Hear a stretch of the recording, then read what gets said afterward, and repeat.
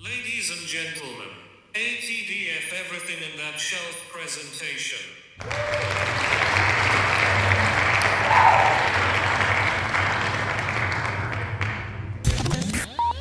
You're now rocking with TDF everything. Spoiled rotten.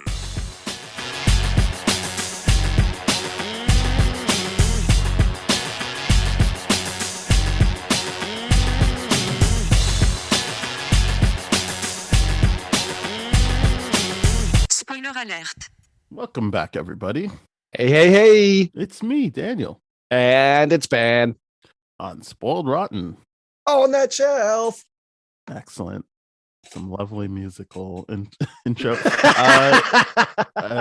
We are back to continue to spoil Miss Marvel. This is episode 3, the Destined, not the, just Destined. Just Destined.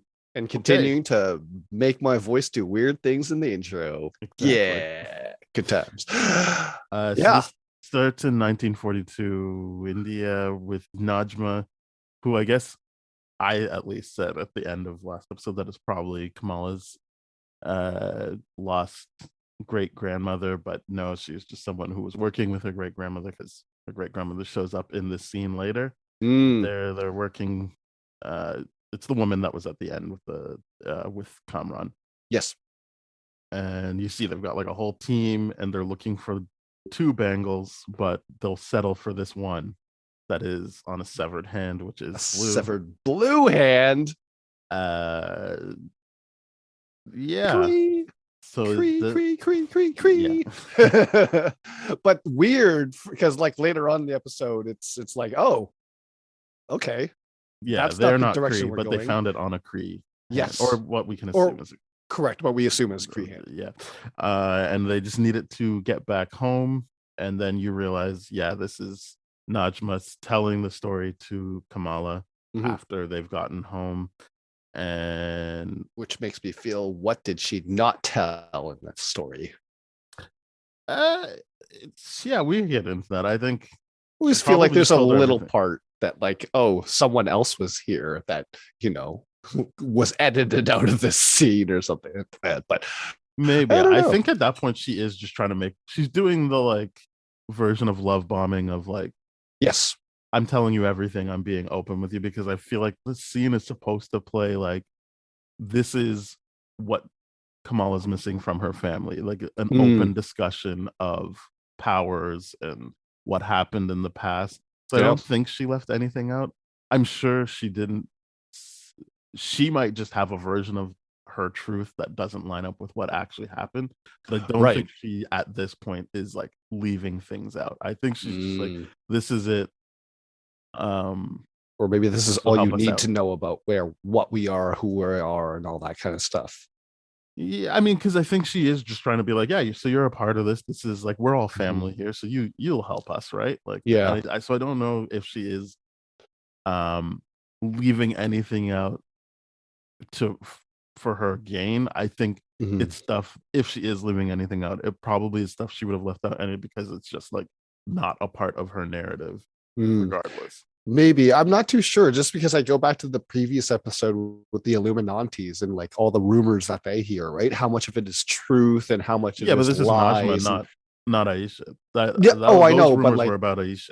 So right, but okay, yeah, I see. But those rumors weren't about Najma, so it's kind of like, I don't know how much she would talk about Aisha. That's what I'm saying. Like, to your point, I don't know if she's saying everything about Aisha, but like, again, I don't know if that's because she's like, this is my angle. I think it's just like, that's not important. And fair enough. To her in general, what other people said about Aisha. Yeah, because her wishes or her goal is pretty straightforward. Yes. They're like, hey, this is what we want. And then they kind of, by the end of the episode, they're like, we're gonna go get it. And this is Aisha and crew, her little mini gang of what we discover to be Jinn.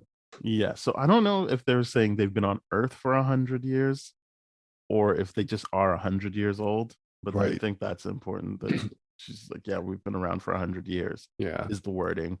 Kamran is actually 17. He's not. He's not especially aged or something like that. Not yet. I think throughout the episode, Najma says, "I'm hoping like the way the Bangles or the Bangle unlocked your powers. I'm hoping that something like that happens for him." So Right. he has the potential to be like around for hundreds of years. It's just Right. hasn't been unlocked yet. Because he is significant in the comics, right? Yeah. To my understanding. We talked about it last week. Yeah. Yeah. He's this is not the same thing. Right. But so it's just nice to know that like his character is actually going to go somewhere as opposed to like, oh, you served your purpose to like help your mom connect to Kamala and all that kind of stuff. So, I mean, it's going to be interesting whether he fights on her side or not is going to be because there's already a little bit of that like resistance towards his own mom. We don't have to jump. We don't have to jump. No. Sure. But yeah, we'll get to it. But I mean, glad to see that officially not related. Yes, I'm glad that happened. I want to really point that out. Yeah, because the moment they were like had that flashback, I'm like, oh, thank God. Okay, because they're so happy when Aisha showed up, and I was like, oh, okay, good.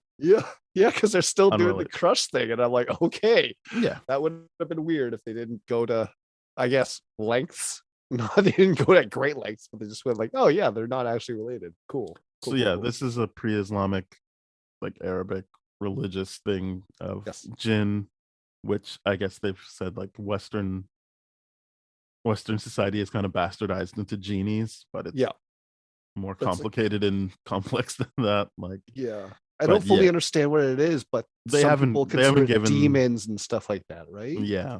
Well, I think she said like there's angels and then there's demons or something like that. Right. Or sorry, jinn, I should say. There's like, it's important to know that they're from the Noor dimension, right? That's the light dimension, is what that means. Yeah, I don't know if Noor dimension is made up for MC or not. So I don't know. I think if we're talking strictly speaking about jinn, then those are the facts I know. But yes, in this show, they are from the Noor dimension. Right. So and they're exiled here. They're exiled in Earth, so to speak. And it kind of sucks for Kamala because she's like, those are the things that actually gave me nightmares. Like stories about jinn actually scare me, and now I'm clearly part of that. I am a jinn.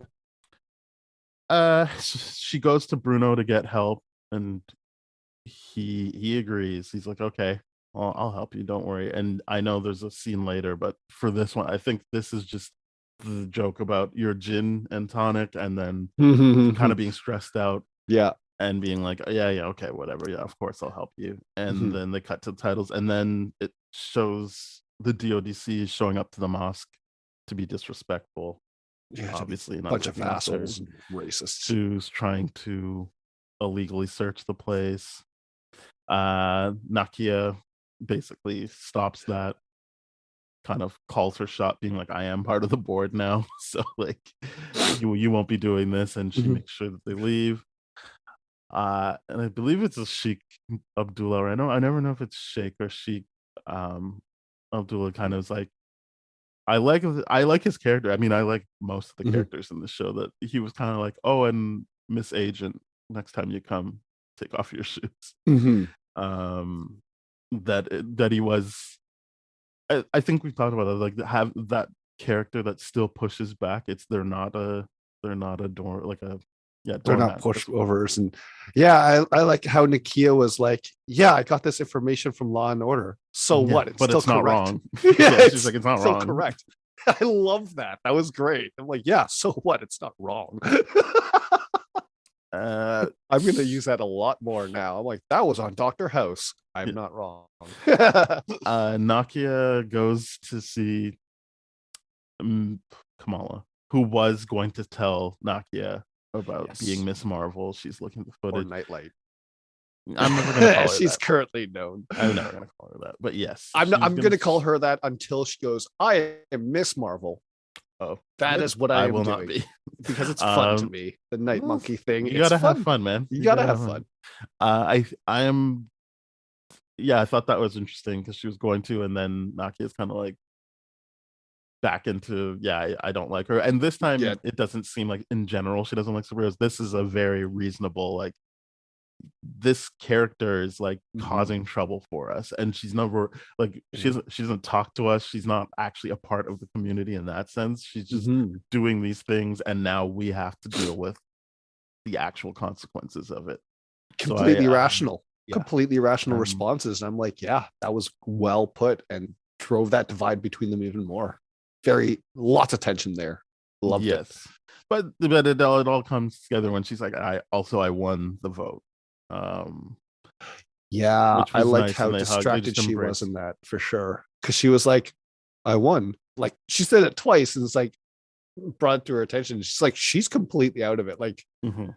this is her mind off in space, but obviously not off in space daydreaming. This is her like anxiety, worried about stuff now. Like it's kind of interesting to see how she's so disengaged from everything in a different way, you know? Mhm.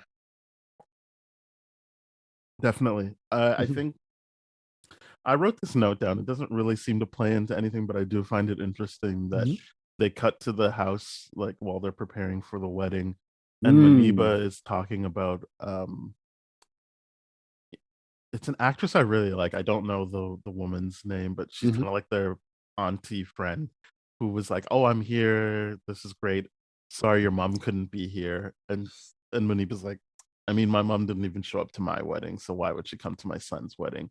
Right, And it's right. just I guess I wrote it down because it's like it's not that Maniba is like, oh, I just don't like superheroes. It's like she's got a very clear like those power and nothing has been confirmed, but I would imagine it's like those powers meant that she just wasn't around ever. Mhm. Like she was doing a bunch of stuff that didn't involve being a part of my life. So why would I want that for Mhm. anyone else I know? Yeah. Again, it's clear she doesn't know that Kamala is Ms. Marvel, but it is kind of just like she doesn't want her to have that bangle. She doesn't want to even go down that road with her. Which I will admit, up until this point, is kind of sus. Not gonna lie, there's a lot of like TikTok stuff out there about her, about the mosque and all that kind of stuff. The mom, if she was engaged at all, would have been like, hey, those powers seem similar to what my mom used to neglect us as a family. This is the thing. Maybe, I don't know if she knows about the powers. I'm maybe she knows about the bangle being this obsession in the or family, cursed or but something like that. yeah, but I Maybe. don't know if you could be right and she knows, and that would be a bummer. But I'm Mhm. willing to give the show to this point that seems like it's been well written Mm, the benefit of the doubt that nothing has been confirmed about what Muniba knows about her family. Just fair she saw enough. that bangle and was like, "No, we're not Yeah. going down that path." It's Because it just could just another, simply be yeah. like, you are just wrapped up in that the way my mom was, the way my grandmother was, and not Mhm. actually with the family and connecting that way. Fair enough. Like not contributing to that sense of community that's so clearly important to the mom and the Yeah, father, right? yes, because Yeah. we will get into that, which I like that the way they played that out with the mom and the father, basically saying the same thing, but it's kind of both of their segments come Yes. together to bring that whole. But yeah, I think as I've said many times, I'm not saying that you're wrong. I'm saying I would like it to be what I said. It definitely could be what you said, that Yeah. she knows exactly about the powers, Yeah. and it's weird that she didn't put that together. Yeah. But That would be a I big but hole nothing in has writing. been confirmed yet, so I'm still Yeah. holding out hope that it's not Yeah. that. I'm sure we'll find out next Yeah, episode, but we'll talk about that later yeah. on in the episode today. But like, I'm sure we'll find out more because next Next episode seems to episode be will setting up the whole yeah. like this is the side of the truth from the family's perspective, not so much from the Jin's perspective, you know? So it might have a different telling and then we'll know more about what happened actually. But yeah, this is all great stuff. Like the wedding, to me personally, I feel like they just put the wedding in there to just kind of like, let's show off some Muslim culture. Let's show off what this wedding is. Let's show off some Bollywood stuff. Like, let's do more of it. I think they really, really wanted that scene in there with the wedding and the dance and like Oh, the we're not joke there yet. about like, Hold on. We're right, not there right. yet. But Let's but I think like when you're saying like, what's the point of the wedding, right? no, that's not what I'm saying. You're not saying, oh, I thought you No, said, what's the point of the wedding? Okay, never mind. no. Sorry about Uh that. it's okay. No, that would that's not something I would say, no. Mhm. I was talking more about the detail that Muniba was like, "Oh, my mom didn't come to my Oh, wedding. I see. Yeah. And what we were trying to do was kind of parse out what it could mean to the story, and I think we landed on it, which is her mom's fixation on stuff that didn't involve actually being Right. part of the community, part of the family. Mm-hmm. So yeah, then we see Sheikh Abdullah kind of talk to Kamala outside, because as you mentioned in the previous scene, she wasn't really engaged. She's certainly not that engaged in this scene. She's kind of like sleepwalking through stuff, kind of asking questions, but not really. Yeah. And I think that this Sheikh probably, or like Abdullah, knows that it is Kamala, and I like the kind of just that he's kind of. She's like, well, do you agree with the people that I'm just again gonna call it that Ms. Marvel is a problem, and he's just like, well, what do you think? And I like that that's getting her to double down on what we talked about, the theme of like, well, you got to be true to yourself, like the power of being yourself. Like, it's not that important what other people think. Like, what is it you think? And then he introduces the concept of like, so good isn't just a thing you are, it's a thing you do. So if you're doing good, that's the important part. There isn't going to be a point where you're just like, and I'm good. Like that's that. It is work. It is constant work, and I appreciate that, because that is very applicable in real life, but in the show, it's an important thing to hold on to heavily, because I need that said to people over and over again. Good isn't a state of just I identify as good. That you can't do that. You have to actively do good things. Charity, like not be a jerk to other people, not just like, oh, I held a door for someone that was 5 seconds away. No, man, that's like, okay, sure, that's decent, that's nice, but like when it comes back to the Deadpool moment where it's like Colossus telling Deadpool, where it's like, in order to be a hero, it's just a few things you have to do when the time comes up, right? It's like 5 or so decisions, something along that lines. And this is very much what he's saying too. It's just like it's what you choose to do, what you choose to serve, and all that kind of stuff. It's not, you can't identify as good. So I like that. I love that talk so much. It hits right at the core of what everyone needs to hear. It's you need to do good things. You can't just think good things. No likes and prayers on Facebook, actively go out there and do stuff, especially at this point in time in our global history. Next is Bruno telling Kamala that he got into Caltech. I like the way he did it. It wasn't like a petty thing, and it was him acknowledging like, yeah, I think it is important for me to go, but I want to make sure you're okay first, because this is also the scene where Kamala's like, or he told Kamala like, yeah, this is actually dangerous. This isn't something you can just go do. You could blow up. Things could go wrong if you help Najma and her team. And I appreciate that talk, because Kamala is like, Miss Marvel would punch a hole in the universe, and then Bruno Captain immediately Marvel, Captain Marvel, and then Bruno immediately says the thing that is the most accurate of all time. Well, that would be friggin' irresponsible. I mean, more than that is, that's her and that's not you. It's not that you, again, like, you need to be yourself. You're not going to punch a hole. You need to do things differently for you to be who you are. And that's, again, I know we're not going to draw it too much, but like, that's what I liked about Falcon and Winter Soldier, is that it was showing you what is the difference of Sam Wilson being Captain America versus Steve Rogers. And I've heard stupid takes like, oh, like, he just talks at the end. I'm like, you mean the character that was introduced as the guy who talks to people, and that's like, that's what his strength is? I can see why a showrunner would be like, and I think the ending should be him having a discussion and being different than punching. But anyway, whatever. I get it. It only is good if people are punching each other, but it makes no sense if it tracks with what they are about and actually engaging with the characters as more than just the people who punch each other. But whatever. I think yes, the Captain Marvel thing would be irresponsible I don't know that it necessarily would be if Carol Danvers knew she could do whatever she needed to, but it certainly is irresponsible for Kamala to Mhm. do, and she needs to find her way of helping as opposed Right. to just thinking, well, Captain Marvel would do this, so I'll do it. Yeah, and it's accurate too, because like every like time I remember seeing Captain Marvel, it's not much of a discussion. It's like, oh, this is what we got to do. Okay, let's go do it like right away. Like she shows up in Endgame. The Yeah, first yeah. scene's like, okay, let's go I'm there leaving. right away. Yeah. You know, like she is like an impulsive. And I'm like, I'm glad someone called that out. It's like, yeah, you have to look at you can't look at your heroes through rose tinted glasses. Sometimes you got to objectively be like, is that the right call right now? And you just screw everything up.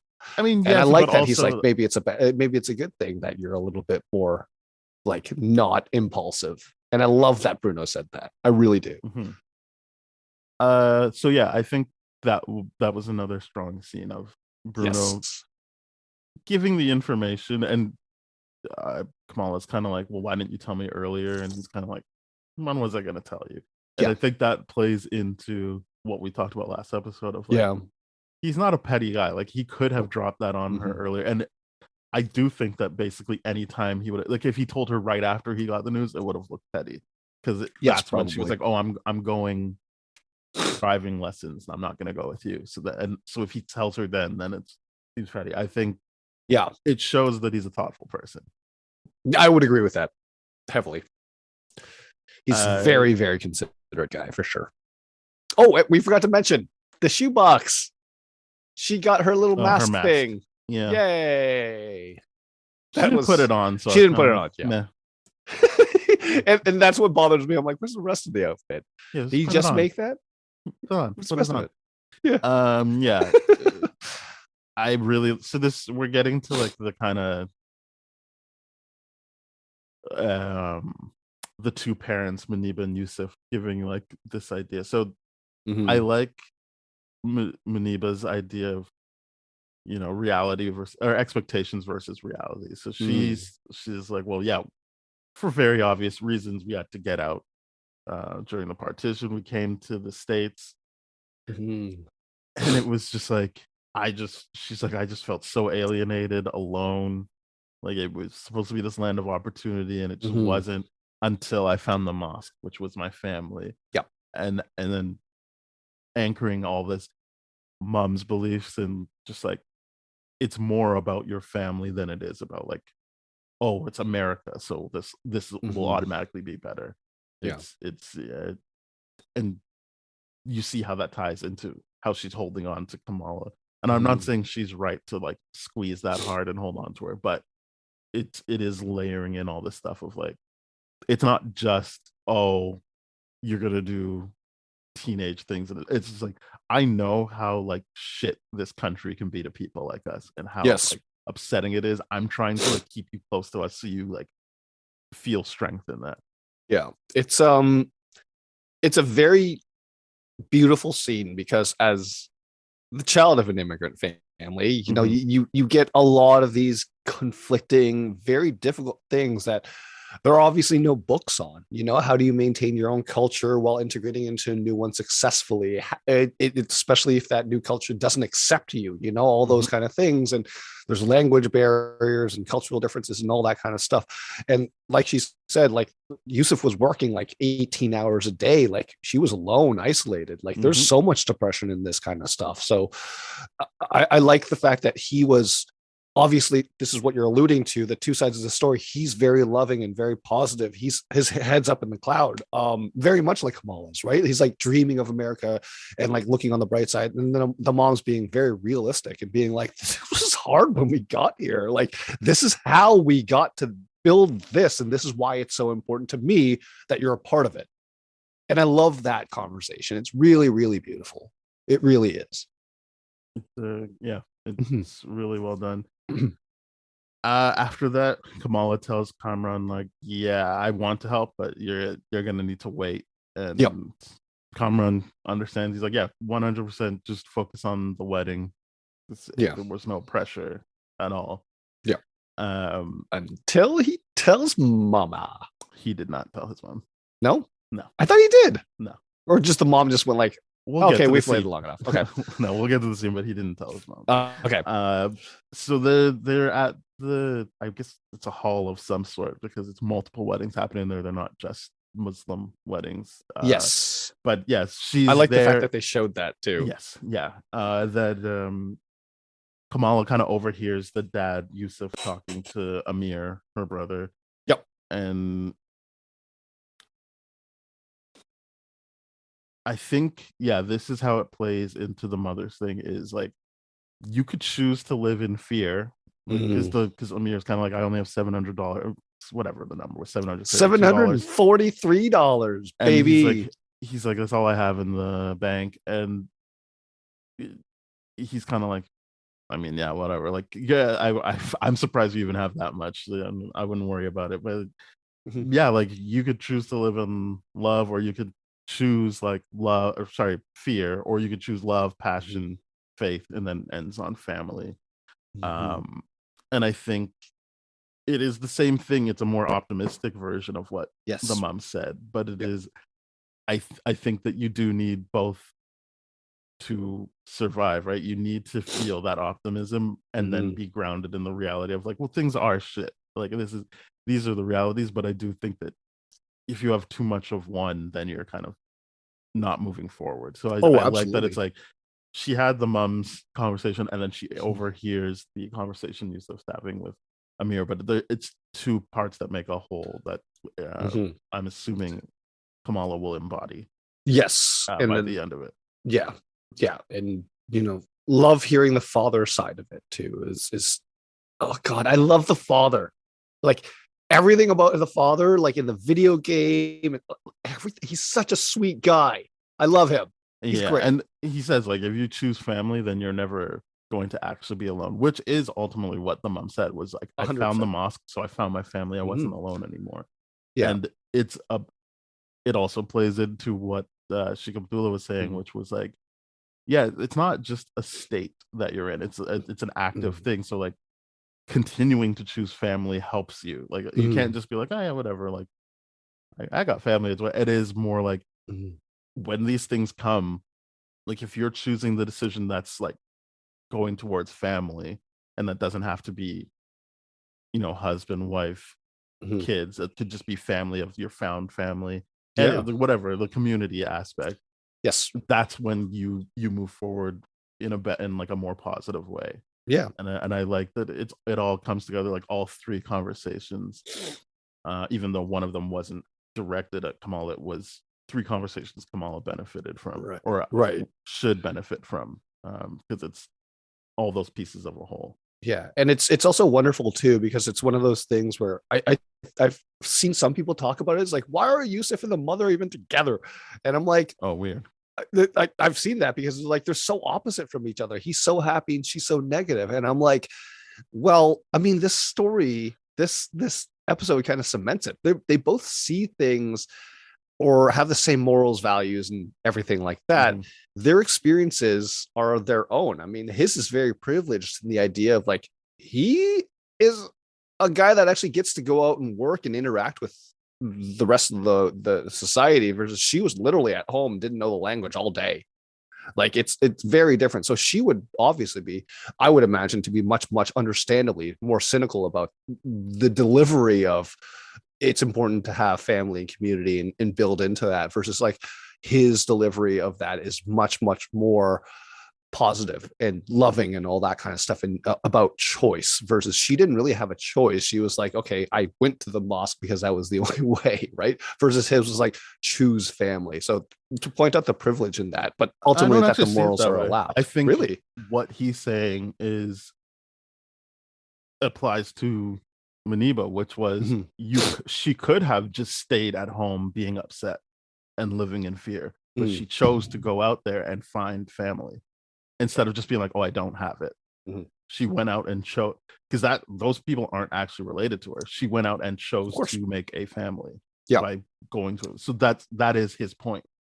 Yes, but she made a choice. Right. What I'm saying is that you're talking about like financial and like opportunities, but like what I'm saying is it all comes together. It isn't, I don't think that they're trying to highlight his privilege over hers. I think what they're trying to Right. show was, and that doesn't mean that's not there, but what I'm saying is what is being highlighted was, yes, she is cynical. She's got Yes. many reasons to be, but Mhm. she still acknowledges what she found that made her happy.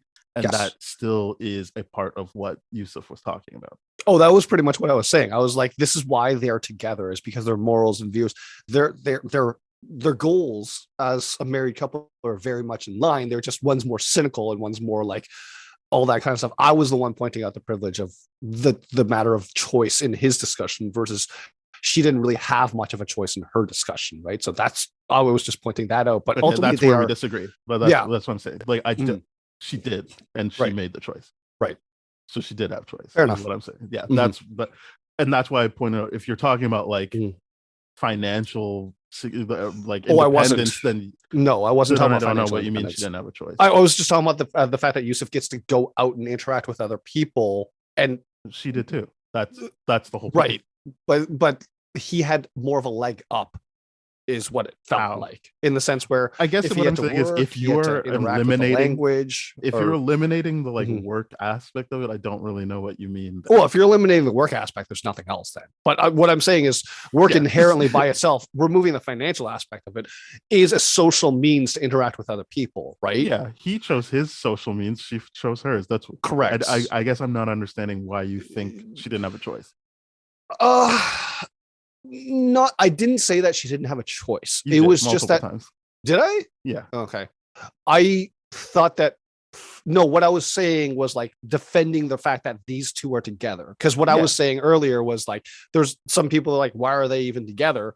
Like I've heard that. I'm like, this is why, because fundamentally they are aligned as a married couple in what they want from both things. One is the delivery of which is just much more cynical and more realistic, grounded. And then the other one is much, much more optimistic and loving and all that kind of stuff. Now, the setting of which is very, very different. A mother being like to a daughter that's messed up earlier in the series by sneaking out and disobeying her and all that kind of stuff, having that versus a son that's been just worried and anxious on wedding day and all that kind of stuff. So I get that, but it's just still to the core of what it is. I'm like, these two do belong together. They're a great couple. It's just that, they have that fundamental like personality. One's lived, they're individuals. But exactly. Like, I agree with you on that part. It's just the choice part I don't really understand. That was all I was saying. That was all I was saying. The choice part, I think, got conflated into that by because I think you're 100% right that they would be together because it doesn't matter how they get there, they came to the same conclusion. Correct. They took the same path. 100% tracks that they could still be individuals and be unique and still be like, but at the end of the day, we have the same values, which is exactly what you were saying. Exactly. That I think that like that part makes sense to me. That is 100% what I'm saying. I got confused and conflated throughout other things for sure, but that is 100% what I'm saying. These two are a wonderful couple together. Yeah, they balance each other out really, really well. Yes, I agree with that 100%. So this is the part you were talking about. Najma took Kamran's phone. Correct. And saw the text. Yeah, that wasn't something that he even said like, I was going to tell you. He was trying to buy Kamala time. Yeah, he's trying to be sneaky. That wasn't something where he told, which is what I think is different from the comics, which I didn't read the story. I've just seen his character in the comics. It was like, oh, he was always just there. He's a Slimer, right? Yeah, Kamala up. Whereas he's a victim of circumstance in the sense that like, he was set up to do this, but he genuinely likes Kamala, and we'll get to it, but I think that he's proven that like he is on her side. Yeah.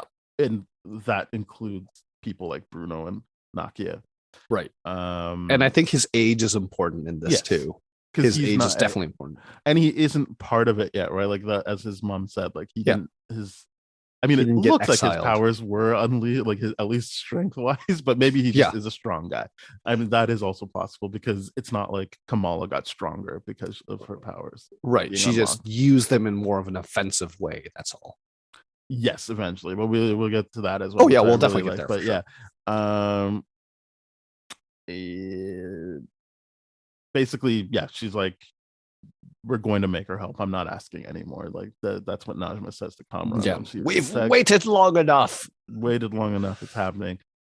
I do love their different personalities, like all the different Jin. Like there's that one guy that's like obsessed with TikToks or whatever. It's like this guy's obsessed with the stupidest parts of humanity. It was just really Adam. funny to me, and I'm like, what? Okay, cool. That's fun.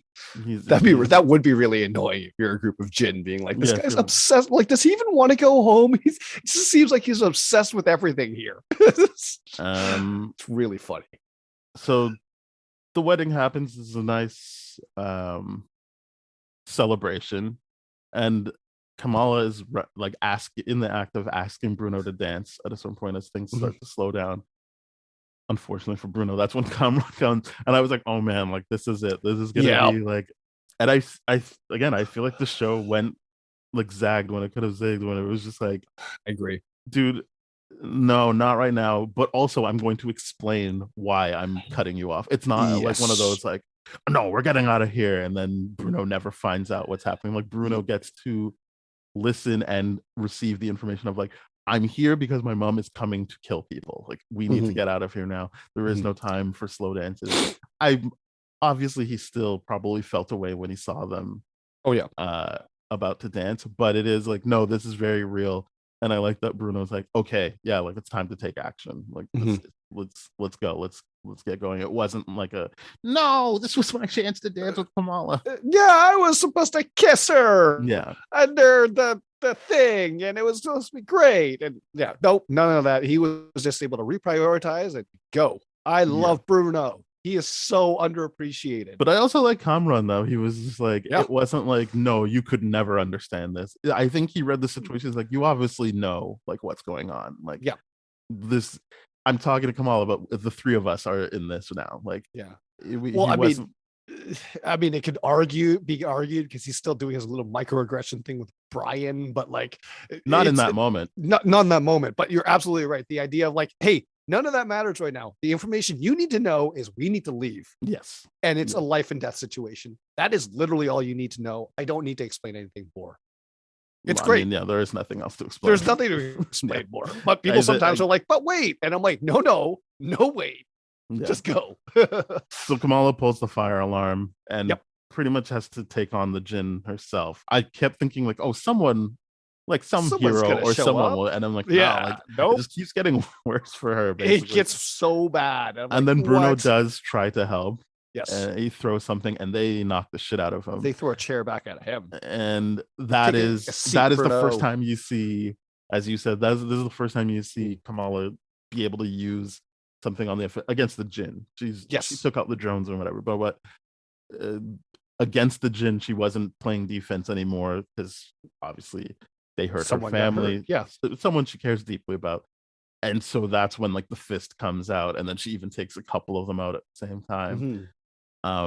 So I always like stuff like that where the fight scene is actually exposing something about the character and not just that. So like the whole time it's very clear she's just defending herself, barely, and trying to evade them and get out of the way until it's like, oh shit, you went after Bruno. Like, all right, now I'm coming for you. And I like that switch. And then Kamran does have to step in. He gets his little whip ball thing out.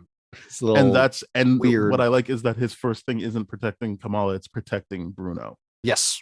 He does say get Brian out of here, but it is still as he protected him and like took the sacrifice. Like, and I don't mean his life, but like he sacrificed his body for Bruno. Right. He took a couple hits for him, and it wasn't like, what do I do? This is my rival. Like that doesn't play into it at all. It was like, no, like he's part of the team in quotation marks, the community of we're using the themes of the episode. Like, he's chosen a family in this point.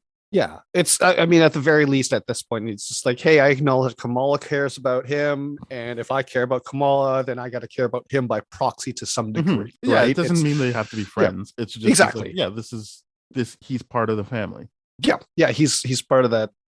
Family is a great way to put it. Her little group squad. Yeah. So I really liked that. And I like that the attack from the Jinn has phases. Like there's a phase where it felt like Jurassic Park, where she's just hiding and like they're kind of Yes. like creeping around and turn off the lights. There is just the like fun, like her blocking all of their stuff. Mhm. But yeah, I thought it was good. Set 2, Living on a Prayer. Yes. So yeah, it was a good time. Yeah. And I'm glad you called out that Jurassic Park familiar scene in the kitchen, because I was like, oh, this is giving me Jurassic Park vibes. I love it. I enjoyed that. And then basically as Kamala's getting Bruno out of there, Nakia sees and her just she's gonna have use some the light to explaining close the do. door. So it's like she's got an issue with her chosen family, with Nakia at this point, because she doesn't really have a chance to explain anything to her. She's kind of just like, we gotta go, or I gotta go. You stick with Bruno. And then she gets home, and now she's got to divide. Like it's isolating her basically. It's like she doesn't have her family, and she doesn't have her chosen family now, because her parents, rightfully so, are kind of like, everyone said they saw you pulling the fire alarm. Actually, not everyone. That one auntie was kind of like, what do you know? You don't need, you lost your driver's license. You're blind. But like, obviously enough people were like, I love that auntie. She's so sassy. Yeah. Like, what did you see? You lost your driver's license. But like, obviously enough people talked about it that the parents are kind of like, oh no, like what's the deal here? And I'm not really sure why I get, for the purpose of having 6 episodes of this show, why she didn't say anything, but I'm kind of like, what, you think you're protecting them by not telling them? Like they're coming for you, whatever. Like if you're staying home, they're gonna find your parents. It's going to come to you. The only thing I can say is whatever, you're 15, like, or 16, I don't remember how old she is, so like maybe you didn't think that through. I agree, that part didn't make sense to me, but it's just one of those things where I was like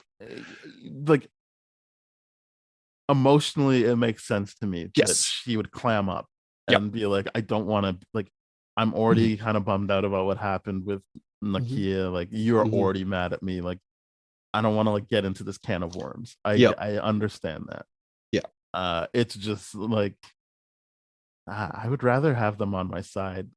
I would rather not have to lie about this to like everyone but Bruno, basically. Like, I would rather get this off my chest. But she doesn't, and then she has the call with her grandmother, who's like, Nani, right?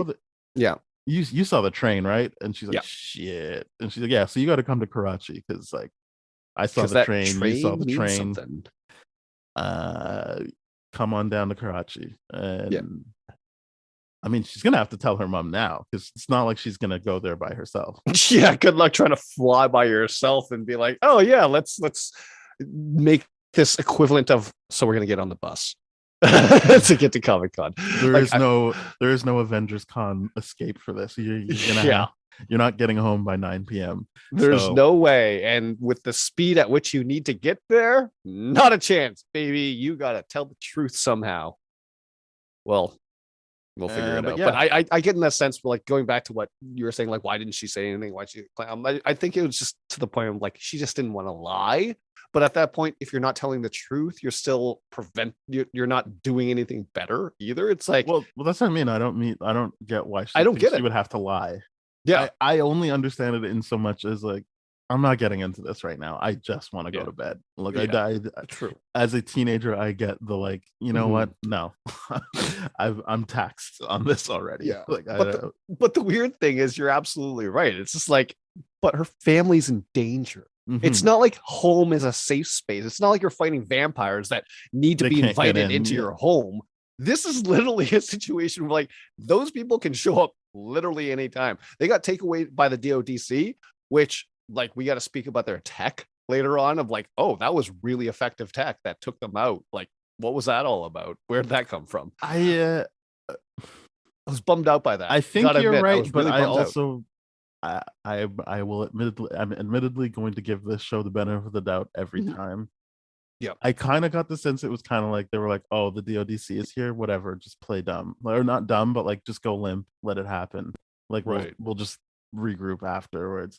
I'm hoping that's kind of the thing of like like when Mm. Superman kind of just undoes the cuffs Right. in Man of Steel when It's he's like, for whatever, them. like if this makes them feel safe, we'll go along with it, is what I thought was happening. Again, Right. I understand that it could just be like, no, they got them, they knocked Yeah. them out and got them. Yeah.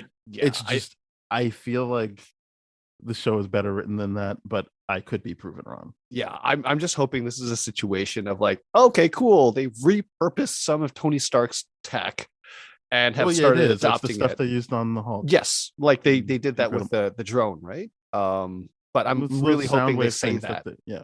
Yeah, I'm hoping they say it. That's all. I'm just like, I don't think oh, that's MCU style though, because it's just you just have I to know read you're into. right, Yeah, but it's not. like, I they're don't know probably why gonna you. do it in Secret Wars or something like that. They're probably gonna do it in Secret Wars. Maybe that Well, makes a but lot of sense if yeah. they are Kree, or Skrull, and the weapons have fallen into the wrong hands. Right? That it makes sense, but Mhm. I don't know how much is this series actually setting up. So far, we have a whole movie that it's setting up. Maybe Well, Secret setting up Invasion why she would be in in the Captain movie. Marvel, I would Right. imagine, right? Like Right.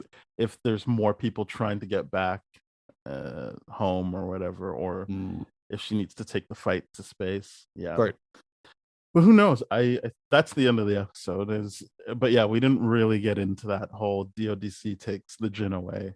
Yeah. I just took it as like, yeah, they're not too bothered about this minor setback. Like Mm, if it means they can just get out of this like as soon as they're behind bars, so yeah. to speak, then yeah, like whatever, let them have their power trip. But as I say that, I understand I am meeting the show more than halfway and giving them Yeah. the serious benefit of the doubt.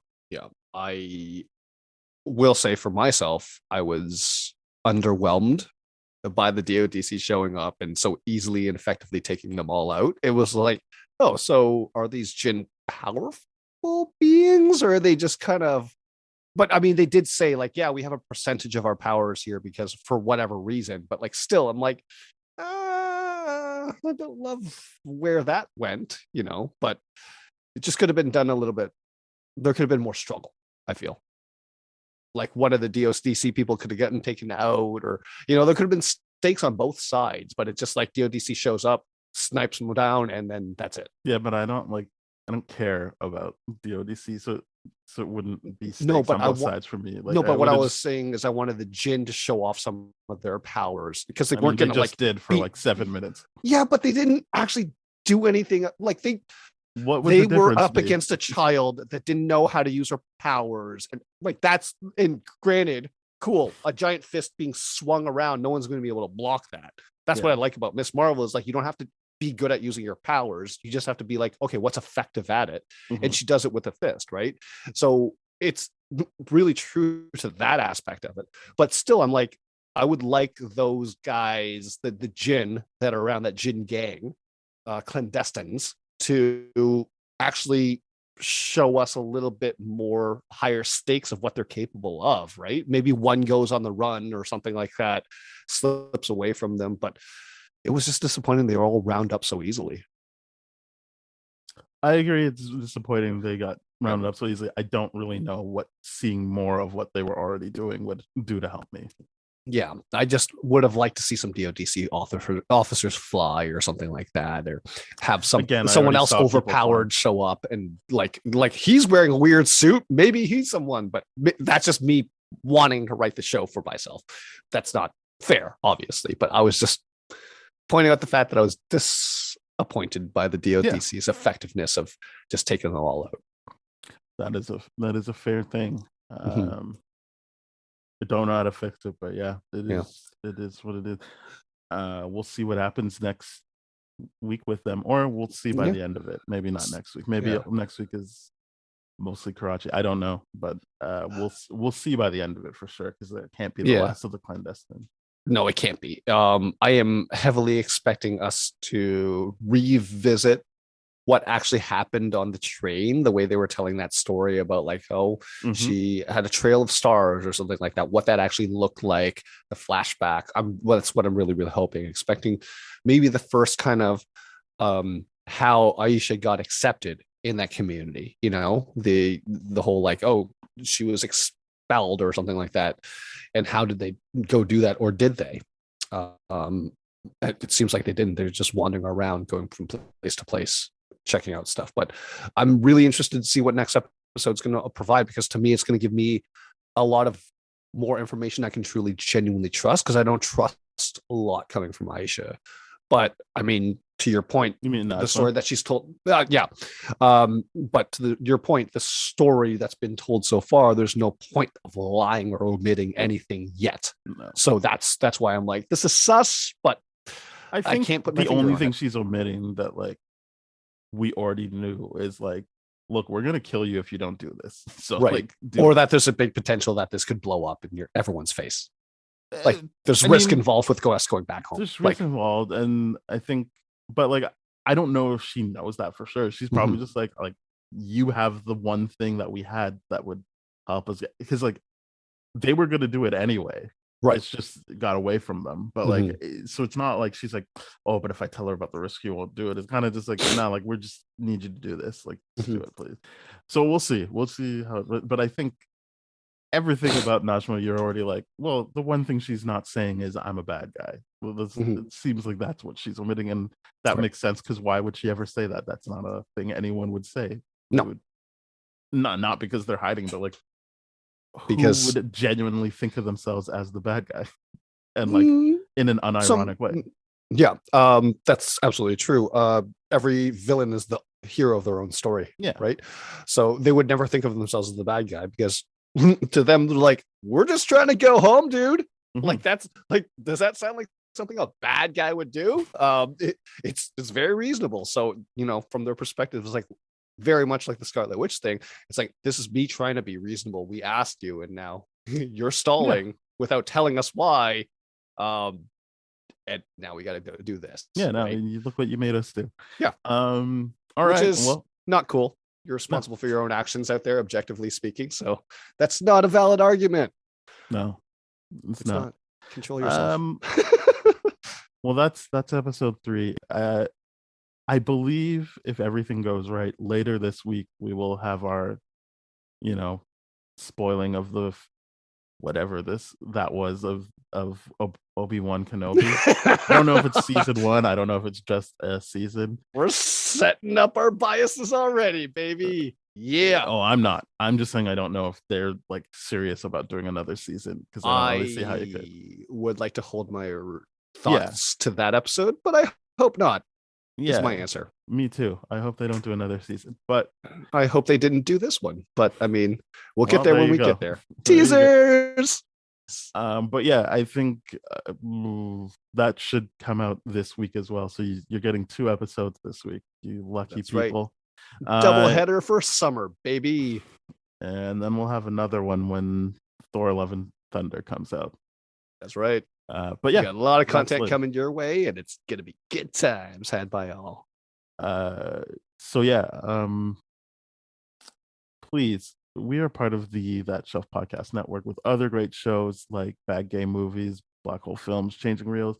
So please go to thatshelf.com. You'll find our show, those shows. You'll find even more shows than I even mentioned. So you're going to have a good time there. If you want to hear older episodes, please go to tdfeverything.com/spoiledrotten. Our email is spoiledpodcast@gmail.com. Our Twitter is @tdfspoiled. You know, we're on Apple Podcasts, Google Podcasts, Spotify, Stitcher, iHeartRadio, Radio Public, whole bunch of places. So please go there, rate, review, subscribe, follow, share with your friends, comment, all the stuff. And yeah, just have a great time, and we'll see you later this week. If everything goes right. Yeah, today we're recording on Pride weekend, so happy Pride to all those that you know, go out there, do your thing, and be happy. I'm happy for y'all. Excellent. All right. Bye-bye. Cheers.